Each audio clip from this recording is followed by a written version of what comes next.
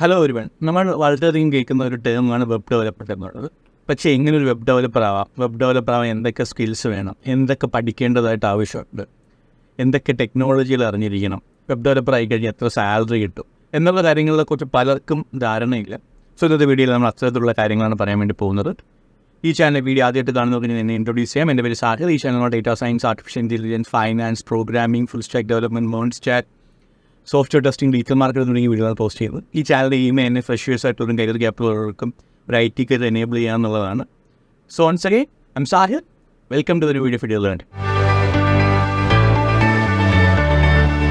നമ്മൾ എന്ത് കാര്യം പഠിക്കുമ്പോഴും എന്തിന് പഠിക്കണം, പഠിച്ചാൽ എന്താണ് ഗുണം എന്നുള്ളത് നമ്മൾ മനസ്സിലാക്കണം. വെബ് ഡെവലപ്മെൻറ്റ് എന്ന് പറയുന്നത് എൻ്റെ ഒരു ഒപ്പീനിയനിൽ നമ്മൾ ജോലി കിട്ടാൻ വേണ്ടി മാത്രം നേടേണ്ട ഒരു സ്കില്ലല്ല, അതൊരു വേഴ്സറ്റൈൽ സ്കില്ലാണ്. നമുക്ക് പഠിക്കുന്ന കാലത്ത് തൊട്ട് സ്വായത്തമാക്കാൻ പറ്റുന്ന സ്കില്ലാണ്. വെബ് ഡെവലപ്മെൻറ്റ് സ്കില്ലുണ്ടെങ്കിൽ നമുക്ക് അക്കാഡമിക് പ്രൊജക്ട്സ് ചെയ്യാൻ പറ്റും. അക്കാഡമിക് പ്രൊജക്ട്സ് വരുന്ന സമയത്ത് നിങ്ങൾക്ക് വെബ്സൈറ്റ് ഡെവലപ്പ് ചെയ്യാൻ പറ്റും, ഫ്രീലാൻസ് ആയിട്ട് വർക്ക് ചെയ്യാൻ പറ്റും. ഇതൊന്നും അല്ല, നിങ്ങൾ നല്ലൊരു പ്രൊജക്റ്റ് ചെയ്ത് നിങ്ങൾക്ക് സ്കില്ലുണ്ടെന്നുണ്ടെങ്കിൽ നിങ്ങൾക്ക് നല്ല കമ്പനികളിൽ ജോലി നേടാൻ പറ്റും.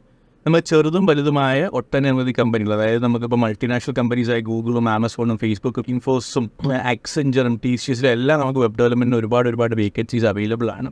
അത് ഏതൊരു കാലഘട്ടത്തിൽ അത്തരത്തിലുള്ള വേക്കൻസീസ് കാണുമെന്നുള്ളതാണ് സത്യാവസ്ഥ. ഇൻ്റർനെറ്റ് നിലനിൽക്കുന്നിടത്തോളം കാലം വെബ് ഡെവലപ്മെൻറ്റിനും സ്കോപ്പ് ഉണ്ട്. വെബ് ഡെവലപ്മെൻറ്റ് പഠിച്ച് കഴിഞ്ഞാൽ കയറി കെട്ടിപ്പിടിക്കാൻ പറ്റുന്നതാണ്. നമ്മൾ വെബ് ഡെവലപ്മെൻറ്റ് എന്തിന് പഠിക്കണം എന്ന് മനസ്സിലാക്കി. ഇനി എങ്ങനെ പഠിക്കാം, അതിൻ്റെ സ്റ്റെപ്പ് ബൈ സ്റ്റെപ്പ് പ്രോസസ്സാണ് ഇനി പറയാൻ വേണ്ടി പോകുന്നത്. വെബ് ഡെവലപ്മെൻറ്റിനെ കുറിച്ച് പഠിക്കാൻ തീരുമാനിക്കുന്ന ഏതൊരു വ്യക്തിയും ആദ്യം അറിഞ്ഞിരിക്കുന്ന ടേമുണ്ട് ഫുൾ സ്റ്റാക്ക് ഡെവലപ്മെൻറ്റ്. എന്താണ് ഫുൾ സ്റ്റാക്ക് ഡെവലപ്മെൻറ്റ്? ഒരു എൻ്റയർ വെബ്സൈറ്റ് ചെയ്യാൻ കഴിയുന്ന ഒരു വ്യക്തിയാണ് ഫുൾ സ്റ്റാക്ക് ഡെവലപ്പർ എന്ന് പറയുന്നത്. അയാളുടെ സ്കില്ല് അയാൾ പഠിക്കാനെടുത്ത് അതിനെ നമ്മൾ ഫുൾ സ്റ്റാക്ക് ഡെവലപ്മെൻറ്റ് എന്ന് പറയും. ഇപ്പോൾ ഫുൾ സ്റ്റാക്ക് ഡെവലപ്പർ എന്താ? ഫുൾ സ്റ്റാക്ക് ഡെവലപ്മെൻറ്റിൻ്റെ അകത്ത് 3 കാര്യങ്ങളാണ്, അല്ലെങ്കിൽ ഒരു വെബ്സൈറ്റ് ക്രിയേറ്റ് ചെയ്യാനായിട്ട് നമുക്ക് 3 കാര്യങ്ങളാണ് ബേസിക്കലി ഉള്ളത്: front end, back end and database. എന്താണ് ഫ്രണ്ട് എൻഡ്? ഫ്രണ്ട് എൻഡ് എന്ന് പറഞ്ഞു കഴിഞ്ഞാൽ ഒരു യൂസർ ഇൻട്രാക്ട് ചെയ്യുന്ന ഭാഗം. ഒരു എക്സാമ്പിൾ പറയുകയാണെങ്കിൽ നമുക്ക് ഇൻസ്റ്റാഗ്രാം എന്ന് പറയുന്ന ആപ്പ് എടുക്കുകയാണെന്നുണ്ടെങ്കിൽ നമുക്ക് അതിനകത്ത് ഫോട്ടോസ് അപ്ലോഡ് ചെയ്യാൻ പറ്റും, വീഡിയോസ് അപ്ലോഡ് ചെയ്യാൻ പറ്റും. ഫോട്ടോസ് ബാക്കിയുള്ള അപ്ലോഡ് ചെയ്യുന്നത് കാണാൻ കഴിയുമ്പോൾ അത് ഫോളോ ചെയ്യാൻ പറ്റും. നമുക്ക് അവരുടെ ശരിയായിരിക്കുന്ന ലൈക്ക് ചെയ്യാനും കമൻറ്റ് ചെയ്യാനും ഒക്കെ സാധിക്കും. അപ്പം അവിടെ നമ്മൾ ഇൻട്രാക്ട് ചെയ്യുന്ന ഭാഗമാണ്, ഒരു യൂസർ ഇൻട്രാക്ട് ചെയ്യുന്ന ഭാഗം, അതിനെയാണ് ഫ്രണ്ട് എൻഡ് എന്ന് പറയുന്നത്.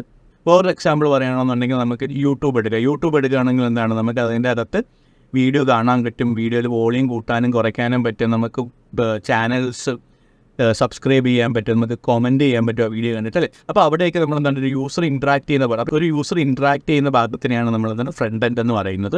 ഫ്രണ്ട് എൻഡിൽ യൂസർ ഇൻട്രാക്ട് ചെയ്യുമ്പം നമ്മളറിയാതെ, അല്ലെങ്കിൽ യൂസർ അറിയാതെ ഒരുപാട് കാര്യങ്ങൾ നടക്കുന്നുണ്ടാകും, അല്ലേ? അതിനെയാണ് സിംപ്ലി പറഞ്ഞാൽ ബാക്ക് എൻഡ് എന്ന് പറയുന്നത്.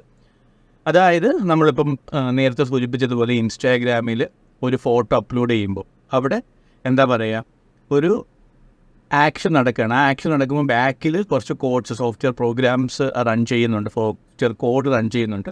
ആ കോഡിനെ നമുക്ക് ബാക്ക് എൻഡ് എന്ന് പറയാം. അത് യൂസർ കാണുന്നില്ല എന്താണ് ബാക്ക് എൻഡിൽ സംഭവിക്കുന്നത് എന്നുള്ളത്. അതിൻ്റെ ബാക്ക് എൻഡ് എന്ന് പറയാം. മൂന്നാമത്തേതാണ് ഡേറ്റാബേസ്. ഡേറ്റാബേസ് പേര് ഡേറ്റ ബേസ് ചെയ്തിരിക്കുന്ന സ്ഥലം എന്നാണ് സിമ്പിളി മീൻ ചെയ്യുന്നത്. അതായത് ഡേറ്റ സ്റ്റോർ ചെയ്തിരിക്കുന്ന സ്ഥലത്തിന് നമ്മൾ ഡേറ്റാബേസ് എന്ന് പറയുന്നത്. നേരത്തെ ഇൻസ്റ്റാഗ്രാമിൻ്റെയും യൂട്യൂബിൻ്റെയും കേസ് എടുക്കുകയാണെന്നുണ്ടെങ്കിൽ നമ്മൾ ഇൻസ്റ്റാഗ്രാമിൽ വീഡിയോ അപ്ലോഡ് ചെയ്യുമ്പോൾ അല്ലെങ്കിൽ ഫോട്ടോ അപ്ലോഡ് ചെയ്യുന്ന സമയത്ത് അത് ഒരു സ്ഥലത്ത് സ്റ്റോർ ആവുന്നത്, ആ സ്റ്റോർ ആകുന്ന സ്ഥലത്തിന് നമ്മൾ ഡേറ്റാബേസ് എന്ന് പറയുമ്പോൾ യൂട്യൂബ് എടുക്കുകയാണെന്നുണ്ടെങ്കിൽ യൂട്യൂബിൽ നമ്മൾ ചെയ്യുന്ന കമൻറ്റ് അപ്പോൾ നാളെ നോക്കിയാലോ മറ്റന്ന് നോക്കിയാലോ അല്ലെങ്കിൽ വർഷങ്ങൾക്ക് ശേഷം നോക്കിയാലോ നമുക്ക് ആ കമൻറ്റ് കാണാൻ കഴിയും, അല്ലേ? അപ്പോൾ അത് അവിടെ എവിടെയോ ചെന്ന് സ്റ്റോർ ആയിട്ടാണ്, ആ പർട്ടിക്കുലർ വീഡിയോയിൽ എവിടെയോ ചെന്ന് സ്റ്റോർ ആയിട്ടാണ് അത് പിന്നും അത് റിട്രീവ് ആയി വരുന്നത്, അല്ലേ? സോ ആ ഒരു സ്റ്റോർ ചെയ്യുന്ന സ്ഥലത്തിന് നമ്മൾ ഡേറ്റാബേസ് എന്ന് പറയും. അപ്പം ഒരു വെബ് ഡെവലപ്പർ അല്ലെങ്കിൽ ഒരു ഫുൾ സ്റ്റാക്ക് ഡെവലപ്പർ ആവാനായിട്ട് ഫ്രണ്ട് എൻഡും ബാക്ക് എൻഡും ഡേറ്റാബേസും ഒരുപോലെ വെബ്സൈറ്റിലായിട്ട് ഡെവലപ്പ് ചെയ്യാൻ അറിഞ്ഞിരിക്കണം. സോ ഇത് 3ആണ് ഒരു വെബ് ഡെവലപ്മെൻറ്റിൻ്റെ സ്ട്രോങ് 3 പില്ലേഴ്സ് എന്ന് പറയുന്നത്. ഇനി നമുക്ക് ആദ്യമായിട്ട് ഫ്രണ്ട് എൻഡ് എങ്ങനെ പഠിക്കാം, എന്തൊക്കെ പഠിക്കണം എന്നുള്ള കാര്യം നോക്കാം. ഫ്രണ്ട് എൻഡ് നമ്മൾ പഠിക്കണമെന്ന് ആദ്യമായിട്ട് അറിഞ്ഞിരിക്കേണ്ടത് HTML ആണ്. നമ്മളൊരു വീട് പണിയുമ്പോൾ നമ്മൾ ആദ്യം അതാണ് ചെയ്യുന്നത്. നമ്മൾ അതിൻ്റെ ഒരു സ്കെച്ച് വരയ്ക്കും, അതിനുശേഷം നമ്മൾ എന്താണ് സ്ട്രക്ചർ പണിയും, അല്ലേ? അപ്പോൾ HTML ഇതിന് തന്നെയാണ് യൂസ് ചെയ്യുന്നത്. നമ്മൾ പണിയുന്ന വീടിന് സ്ട്രക്ചർ ചെയ്യുന്നത് പോലെ നമ്മൾ പണിയാൻ ഉദ്ദേശിക്കുന്ന വെബ്സൈറ്റിന് സ്ട്രക്ചർ ബിൽഡ് ചെയ്യാൻ വേണ്ടിയിട്ടാണ് HTML യൂസ് ചെയ്യുന്നത്. അതായത് നമ്മൾ ഡെവലപ്പ് ചെയ്യാൻ പോകുന്ന വെബ്സൈറ്റിൽ എവിടെയൊക്കെ കോണ്ടൻറ്റ്സ് വരണം, എവിടെയൊക്കെ ബട്ടൺസ് വരണം, എവിടെ എന്ത് കാണിക്കണം, എവിടെയൊക്കെ ടെക്സ്റ്റ് ബോക്സ് വരണം എന്നുള്ള സ്ട്രക്ചർ ബിൽഡ് ചെയ്യാൻ വേണ്ടിയിട്ടാണ് നമ്മൾ എന്താണ് HTML യൂസ് ചെയ്യുന്നത്. നമ്മൾ വീടിൻ്റെ സ്ട്രക്ചർ പണി ചെയ്ത് പിന്നെ എന്താ ചെയ്യുന്നത്, നമ്മൾ വീട് ഇന്റീരിയർ ഡിസൈനിങ് ചെയ്യും, അല്ലെ? നമ്മൾ വീട് മൂടി പിടിപ്പിക്കാനും ഭംഗിയുള്ളതാക്കും.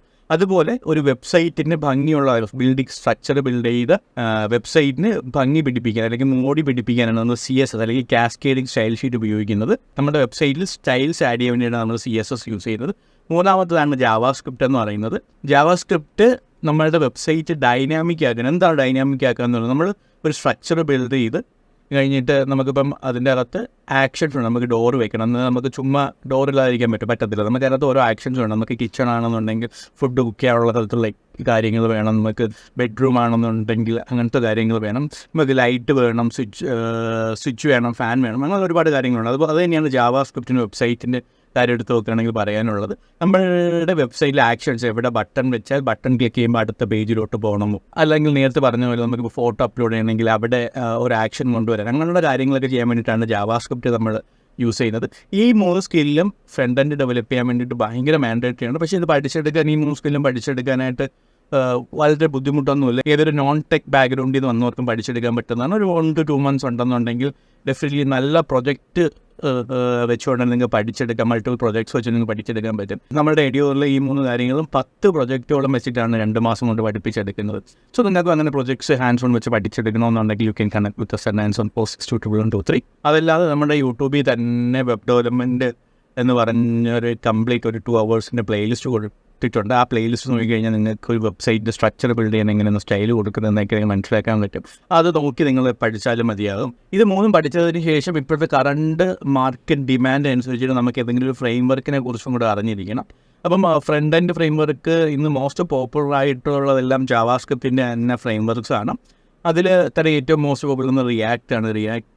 JS ആണ്. റിയാക്ട് JS നിങ്ങൾക്ക് പഠിക്കാം. ഇല്ലെന്നുണ്ടെങ്കിൽ Vue.js ഉണ്ട്, Next.js ഉണ്ട്. അപ്പോൾ റിയാക്റ്റിൻ്റെയും വ്യൂവിൻ്റെയും Next.jsലും എന്തൊക്കെയാണ് അതിൻ്റെ മുന്നേ വ്യത്യാസം, ഇതിനാണ് സ്കോപ്പ് ഉള്ളത് എന്നൊക്കെ പറഞ്ഞിട്ടുള്ളൊരു വീഡിയോയും ചെയ്തിട്ടുണ്ട്. React versus angular versus Vue.js എന്ന് പറഞ്ഞാൽ. സോ ആ വീഡിയോ കണ്ടു കഴിഞ്ഞാൽ നിങ്ങൾ അതിനെക്കുറിച്ചുള്ള കൂടുതൽ ക്ലാരിറ്റി ആവും. അതിൽ നിന്ന് ഏത് ഫ്രെയിം വർക്കാണ് നിങ്ങളുടെ കരിയറിന് വേണ്ടി നിങ്ങൾക്ക് പഠിക്കാൻ പറ്റുന്നത് മനസ്സിലാക്കാൻ കഴിയും. നമ്മൾ ഈ 3 ടെക്നോളജീസും ഒരു ഫ്രണ്ട് ആൻഡ് ഫ്രെയിം വർക്കും കൂടെ പഠിച്ചു കഴിഞ്ഞാൽ പിന്നെ അടുത്തതെന്ന് പറഞ്ഞാൽ നമുക്കത് ഹാൻഡ്സ് ഓൺ ആയിട്ട് കാണുക. നമ്മൾ സ്കില്ല് ഡെവലപ്പ് ചെയ്യാൻ നമുക്ക് സ്കില്ലുണ്ടെങ്കിൽ മാത്രമേ നമുക്ക് കമ്പനീസിന് മുമ്പിൽ കോൺഫിഡൻ്റ് ആയിട്ട് നമുക്ക് ഇൻ്റർവ്യൂവിന് അപ്പിയർ ചെയ്യാനും അത് ക്രാക്ക് ചെയ്യാനും പറ്റത്തുള്ളൂ. അപ്പോൾ കോൺഫിഡൻ്റ് ആയിട്ട് അപ്പിയർ ചെയ്യാൻ വേണ്ടിയിട്ട് നമുക്ക് പ്രൊജക്ട്സ് വേണം. പ്രൊജക്ട്സ് പേഴ്സണലി ഞാൻ സജസ്റ്റ് ചെയ്ത് ഏതെങ്കിലും ഒരു വെബ്സൈറ്റിൻ്റെ ക്ലോൺ എടുത്ത് ചെയ്യാനാണ്. നിങ്ങൾ കാണുന്ന ഇൻസ്റ്റാഗ്രാമിൻ്റെ ക്ലോണോ അല്ലെങ്കിൽ യൂട്യൂബിൻ്റെ ക്ലോണോ ആമസോണിൻ്റെ ക്ലോണോ ഫ്ലിപ്കാർട്ടിൻ്റെ ക്ലോണോ ഊബറിൻ്റെ ക്ലോണോ സ്വിഗ്ഗിയുടെ ക്ലോണോ അല്ലെങ്കിൽ ഉടമയുടെ ക്ലോണോ അല്ലെങ്കിൽ എഡിയോറിൻ്റെ വെബ്സൈറ്റിൻ്റെ തന്നെ ക്ലോണോ എന്തെങ്കിലും ഒരു ക്ലോണായിട്ട് നിങ്ങൾ ചെയ്ത് പഠിക്കുക എന്നുള്ളതാണ്. അപ്പോൾ അത് ചെയ്യുന്നതനുസരിച്ച് നിങ്ങൾക്ക് ഒരുപാട് ക്ലാരിറ്റിയും ഒരുപാട് ഡൗട്ട്സും കാര്യങ്ങളൊക്കെ വരും. അപ്പം അതിന് നിങ്ങൾക്ക് ഒറ്റയ്ക്ക് പഠിക്കാൻ പറ്റുന്നില്ല, മെൻ്റൽ സപ്പോർട്ട് വേണമെന്നുണ്ടെങ്കിൽ നിങ്ങൾക്ക് ഞങ്ങളുമായിട്ട് കണക്ട് ചെയ്യാൻ പറ്റുന്നതാണ്. രണ്ടാമതായിട്ട് നമുക്ക് പഠിക്കാനുള്ളതാണ് ബാക്ക് എൻഡ്സ് എന്ന് പറയുന്നത്. ബാക്ക് എൻഡ് ടെക്നോളജീസിൽ ഒട്ടനവധി ടെക്നോളജീസിന് മോസ്റ്റ് പോപ്പുലറാണ്. അതിൽ PHP ഉണ്ട്, Django ഉണ്ട്, Node.js ഉണ്ട്. നിങ്ങൾ ജാവാസ്ക്രിപ്റ്റിൻ്റെ ഫ്രെയിം വർക്കാണ് പഠിക്കുന്നത് കൊണ്ട് തന്നെ റിയാക്ട്, ആംഗുലർ, Vue.js അങ്ങനെയുള്ള എന്തെങ്കിലുമാണ് പഠിക്കണം താല്പര്യപ്പെടുന്നുണ്ടെങ്കിൽ എൻ്റെ പേഴ്സണൽ സജസ്റ്റ് Node.js അല്ലാന്നുണ്ടെങ്കിൽ Django പഠിക്കാനാണ്. കാരണം ഇപ്പം ഒരുപാട് വേക്കൻസീസ് നോഡിന് വരുന്നുണ്ട്. നോഡ് ബാക്ക് എൻഡ് മാത്രമായിട്ട് ഒരുപാട് വേക്കൻസി ഉണ്ട്.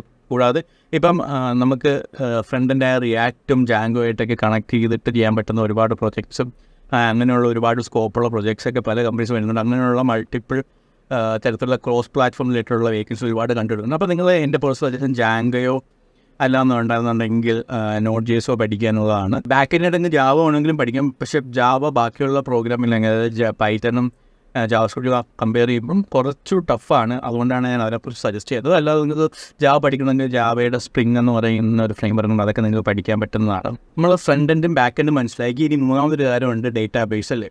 അപ്പം ഡേറ്റാബേസ് പഠിക്കണമെന്നുണ്ടെങ്കിൽ 2 തരത്തിലുള്ള ഡേറ്റാബേസാണ് ജനറലി ഉള്ളത്. സ്ട്രക്ചേർഡ് ഡേറ്റാബേസും അൺസ്ട്രക്ചേർഡ് ഡേറ്റാബേസും. സ്ട്രക്ചേർഡ് ഡേറ്റാബേസ് എന്നാണ് SQL അല്ലെങ്കിൽ SQL, സ്ട്രക്ചേർഡ് ക്വറി ലാംഗ്വേജ് എന്ന് പറയും. അപ്പോൾ സ്ട്രക്ചേർഡ് ക്വറി ലാംഗ്വേജിലുള്ള നോളജ് വളരെ ഇമ്പോർട്ടൻ്റ് ആണ്. സ്ട്രക്ചേർഡ് ക്വറി ലാംഗ്വേജ് വളരെ എളുപ്പത്തിൽ പഠിച്ചെടുക്കാൻ പറ്റുന്നതാണ്. വളരെ ഏതൊരു ടൂൾ എക്സലോ മൈക്രോസോഫ്റ്റിലോ വേർഡോ ഒക്കെ പഠിച്ചെടുക്കുന്നത് വളരെ എളുപ്പത്തിൽ പഠിച്ചെടുക്കാൻ പറ്റുന്നതാണ് ഈ SQL എന്ന് പറയുന്നത്. അതിൽ എനിക്ക് തോന്നുന്നു 1-2 ആഴ്ചയുടെ പഠനമൊക്കെ മതിയാകും. നല്ല അത്യാവശ്യത്തോടെ നിങ്ങൾക്ക് നല്ല പ്രൊജക്റ്റും നിങ്ങൾക്കൊരു നോളജും ലോജിക്കൽ തിങ്കിങ് ഒക്കെ ബിൽഡ് ചെയ്തെടുക്കാൻ പറ്റും. ഇല്ലാതെ നോൺ സ്ട്രക്ചേർഡ് ആയിട്ടുള്ള ഡേറ്റാബേസസ് ഉണ്ട്. അതിന് MongoDB ആണ് അതിൻ്റെ എക്സാമ്പിൾ എന്ന് പറയുന്നത്. നിങ്ങൾ ജാവാസ്ക്രിപ്റ്റ് പഠിക്കണമെന്നുണ്ടെങ്കിൽ MongoDB ആയിരിക്കും ഏറ്റവും ഹെൽപ്ഫുൾ ആയിട്ടുള്ളത്. പിന്നെ രണ്ടാമത്തെ കാര്യം എന്ന് പറയുന്നത് പല വെബ്സൈറ്റ്സിലും അൺസ്ട്രക്ചേർഡുള്ള ഡേറ്റാബേസസ് ക്ലയൻറ്റ്സ് റെക്കമെൻഡ് ചെയ്യാറുണ്ട്. സോ അൺസ്ട്രക്ചേർഡുള്ള ഡേറ്റാബേസ് നോളജ് ബെറ്റർ ആയിരിക്കും. അൺസ്ട്രക്ചേർഡ് ഡേറ്റാബേസ് തമ്മിലുള്ള വലിയ വ്യത്യാസമൊന്നുമില്ല. പഠിച്ചെടുക്കാനും കൺസെപ്റ്റ്സൊക്കെ ഏകദേശം ഒരേപോലെയും വളരെ എളുപ്പമൊക്കെ തന്നെയാണ്. നിങ്ങളിപ്പം ബാക്ക് എൻഡ് ടെക്നോളജിയിൽ ജാങ്കോയാണ് പഠിക്കുന്നത്, നിങ്ങൾ ജാങ്കിക്കകത്ത് SQL ആണ്. അഥവാ നിങ്ങൾ നോട്ട് ജേസ് ആണ് പഠിക്കാൻ ഉദ്ദേശിക്കുന്നുണ്ടെങ്കിൽ നോട്ട് ജേസിൻ്റെ ഡിഫോൾട്ടായിട്ട് സജസ്റ്റ് ചെയ്യുന്നത് ടെക്സ്റ്റ് സ്റ്റാക്കിൻ്റെ കൂടെ സജസ്റ്റ് ചെയ്യുന്നത് MongoDB ആണ്. അത് പ്രിഫറൻസ് അനുസരിച്ച് നിങ്ങളുടെ പ്രിഫറൻസ് ചെയ്ത് ബാക്ക് എൻഡ് ടെക്നോളജിയാണ്, അതനുസരിച്ച് നിങ്ങൾക്ക് നിങ്ങളുടെ ഡേറ്റാബേസും ചൂസ് ചെയ്യാവുന്നതാണ്. സ്ട്രക്ചേർഡ് ഡേറ്റാബേസും അൺസ്ട്രക്ചേർഡ് ഡേറ്റാബേസും നമ്മുടെ വ്യത്യാസം എന്തുണ്ടെങ്കിലും അതിനെക്കുറിച്ച് ഡീറ്റെയിൽ ആയിട്ട് വീഡിയോ ചെയ്തിട്ടുണ്ട്. അതും നിങ്ങൾക്ക് നോക്കാവുന്നതാണ്. നമ്മൾ വെബ് ഡെവലപ്പർ ആകാൻ വേണ്ടിയിട്ടുള്ള സ്കിൽസും ടെക്നോളജീസൊക്കെ എന്തൊക്കെയാണെന്ന് വെച്ചാൽ ഫ്രണ്ട് എൻഡ് പഠിക്കണമെന്നും ബാക്ക് എൻഡ് പഠിക്കണമെന്നും ഡേറ്റാബേസിനെ കുറിച്ച് അറിയുന്നതൊക്കെ മനസ്സിലാക്കും. പക്ഷേ ഇത് മാത്രം പോരാ, നമ്മളൊരു ടീമിൽ വർക്ക് ചെയ്യാൻ വേണ്ടിയിട്ട് ഉള്ളൊരു ക്യാപ്പബിലിറ്റി ബിൽഡ് ചെയ്തെടുക്കണം. അതിനായിട്ട് നമ്മൾ ഒരുപാട് ടെക്നോളജീസ് യൂസ് ചെയ്യും. അത്തരത്തിലുള്ള കാര്യങ്ങളെക്കുറിച്ചുള്ള നോളജും കൂടി വെബ് ഡെവലപ്പറിന് മാൻഡേറ്ററി ആണ്. ഇത്തരത്തിലുള്ള ടൂൾസ് വളരെ എളുപ്പത്തിൽ പഠിച്ചെടുക്കാൻ പറ്റുന്നത് 1-2 ദിവസം കൊണ്ടൊക്കെ ഇത്തരത്തിലുള്ള ടെക്നോളജീസ് പഠിച്ചെടുക്കാൻ പറ്റുന്നതാണ്. ഇത്തരത്തിലുള്ള സ്കിൽസിൽ ആദ്യം പറയുന്നത് ടെർമിനൽ കമാൻഡ്സ് യൂസ് ചെയ്യാനുള്ള സ്കില്ലാണ്. അതായത് നമ്മൾ മാക്കോസോ വിൻഡോസോ അല്ലാന്നുണ്ടെങ്കിൽ നെക്സ്റ്റൊക്കെ യൂസ് ചെയ്യണമെങ്കിൽ അതിൻ്റെ കമാൻഡ് പ്രോംപ്റ്റ് വഴി നമുക്കൊരു പ്രോഗ്രാം റൺ ചെയ്യാനുള്ള ക്യാപ്പബിലിറ്റി ബിൽഡ് ചെയ്തെടുക്കുക എന്നുള്ളതാണ്. അതിനെ വേണ്ടിയിട്ടുള്ള കമാൻഡ്സിനെ കുറിച്ചുള്ള നല്ലൊരു അവയർനെസ് ഉണ്ടാക്കുക എന്നുള്ളതാണ്. ഓരോ operating system different types of commands ആണ് ടെർമിനൽ യൂസ് ചെയ്യുന്നത് ഡിഫറെൻറ്റ് രീതിയിലാണ്. ഫോർ എക്സാമ്പിൾ ഇപ്പം ലിനക്സിലുള്ള കമാൻഡ് ആയിരിക്കത്തില്ല വിൻഡോസിൽ. എനിക്ക് തോന്നുന്നു വിൻഡോസിനും മാക്കോസിനൊക്കെ ഏകദേശം സിമിലർ ആയിട്ടുള്ള കമാൻഡ്സ്, പക്ഷേ ലിനക്സിന് കുറച്ച് വ്യത്യാസമുണ്ട്. ഇത് കഴിഞ്ഞാൽ പിന്നെ വേണ്ടി വരുന്നത് ഗിറ്റിലുള്ള നോളജ്. അത് ഗിറ്റ് എന്ന് പറഞ്ഞൊരു വെർഷൻ കൺട്രോൾ സിസ്റ്റം ആണ്. അതായത് നമ്മളൊരു കോഡിനെ മൾട്ടിപ്പിൾ ടീംസൊക്കെ ആയിട്ടായിരിക്കും നമ്മൾ പ്രൊജക്റ്റ് വർക്ക് ചെയ്യുന്നത്. ആ സമയത്ത് നമ്മൾ കോഡിനെ മാനേജ് ചെയ്യാൻ വേണ്ടി യൂസ് ചെയ്യുന്നതാണ് ഗിറ്റ് എന്ന് പറയുന്നത്. ഇത്രയും കഴിഞ്ഞ് കഴിഞ്ഞാൽ നിങ്ങളൊരു വെബ് ഡെവലപ്പറായുള്ള സ്കിൽസ് എല്ലാം സ്വായത്തമാക്കിയിട്ടുണ്ട്. ഇതിൻ്റെ കൂടെ ഡിപ്ലോയ്മെൻറ്റ് ചെയ്യാനുള്ള നോളജും കൂടെ വന്നുണ്ടെങ്കിൽ നല്ലതായിരിക്കും. ഡിപ്ലോയ്മെൻറ്റ് എന്ന് പറഞ്ഞാൽ നമ്മൾ ചെയ്ത വെബ്സൈറ്റ് നമ്മൾ ലൈവായിട്ട് ഹോസ്റ്റ് ചെയ്യണം. അല്ലെങ്കിൽ നമ്മൾ ചെയ്തത് എപ്പോഴും നമ്മുടെ സിസ്റ്റത്തിലേക്ക് ആയിരിക്കില്ല. അത് നമുക്ക് ഇൻ്റർനെറ്റിലോട്ട് അപ്ലോഡ് ചെയ്യുന്നൊരു പ്രോസസ്സാണ്. അപ്പം അതിനായിട്ട് സെർവറുണ്ട്. അപ്പോൾ സെർവർ മാനേജ്മെൻറ്റിനൊക്കെ പഠിച്ചു കഴിഞ്ഞാൽ അതും കൂടെ നല്ലതായിരിക്കും. സോ ഇത്രയും ഉണ്ടെന്നുണ്ടെങ്കിൽ നിങ്ങൾക്ക് നല്ലൊരു വെബ് ഡെവലപ്പർ ആകാൻ കഴിയുന്നതാണ്. സോ ഇതുപോലത്തെ ഇൻഫർമേറ്റീവ് ആയിട്ടുള്ള വീഡിയോയ്ക്ക് ചാനൽ സബ്സ്ക്രൈബ് ചെയ്യുക. I'm Sahir signing off. Thank U.